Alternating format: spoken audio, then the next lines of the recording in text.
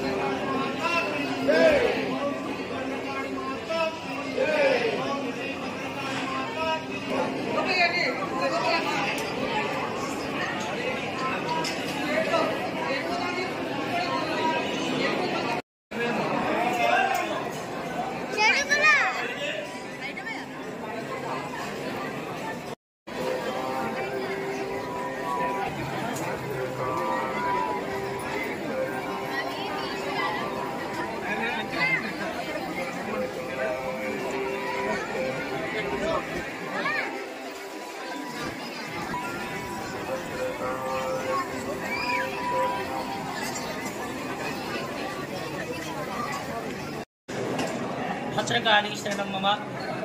ఆషాఢ మాసములో శాకాంబరి నవరాత్రి మహోత్సవములు ఈనాడు 12వ రోజుకు చేరుకున్నవి. అమ్మవారిని పంచదశి క్రమాన్ని అనుసరించి సన్నాగాను, షోడశి క్రమాన్ని అనుసరించి నీల పతాకగా ఈరోజు అలంకరించి పూజించి ఆరాధించడం జరుగుతున్నది. ఈనాడు తొలి ఏకాదశి. సంవత్సరానికి మనకు 24 ఏకాదశులు, అధిక మాసం వస్తే 26 ఏకాదశులు ఉంటాయి. అందులో తొలి ఏకాదశి ఈ రోజు నుంచే తొలి ఏకాదశి దక్షిణాయన ప్రారంభకాలం ముందర వస్తుంది. ఈనాటి నుంచి అనేక పండుగలు మనకు వస్తూ ఉంటాయి. తొలి ఏకాదశి నాడు మహావిష్ణువు యోగ నిద్రలో అతిక్రమించడానికి సిద్ధపడతాడు. అలాగే చాతుర్మాస్యాలు అంటారు. ఈ చాతుర్మాస్య దీక్షలు కూడా యతీశ్వరులందరూ కూడా ఈనాటి నుంచి 4 నెలల పాటు చేస్తారు. మళ్ళీ కార్తీక శుద్ధ ఏకాదశి వరకు ఈ దీక్ష కొనసాగుతుంది. ఈనాడు అమ్మవారిని ఘనస్వరూపిణిగా ఘనమైన కీర్తి ప్రఖ్యాతులను అమ్మవారు అందజేస్తుంది. నీల పతాకగా మనకు సర్వసిద్ధులను, అష్టసిద్ధులను మనకు సిద్ధింపజేసి మన యొక్క మనస్సును రంజింపజేసి తన వైపు భక్తి మార్గం వైపు నీల పతాకాదేవిగా అమ్మవారు మార్చుకుంటుంది. ఈ విధంగా శాకాంబరి నవరాత్రులు 21 నాడు ఆకుకూరలు కూరగాయలతో సంపూర్ణ శాకాంబరిగా అమ్మవారు అవతరించనున్నది. ఈ 15 రోజుల పాటు ఏ రోజు దర్శించినా అమ్మవారు ఆ రోజు ఫలాన్నే కాదు మనకు ఆయుష్ను, ఆరోగ్యాన్ని, సంపదను కూడా జగన్మాత అందజేస్తుంది.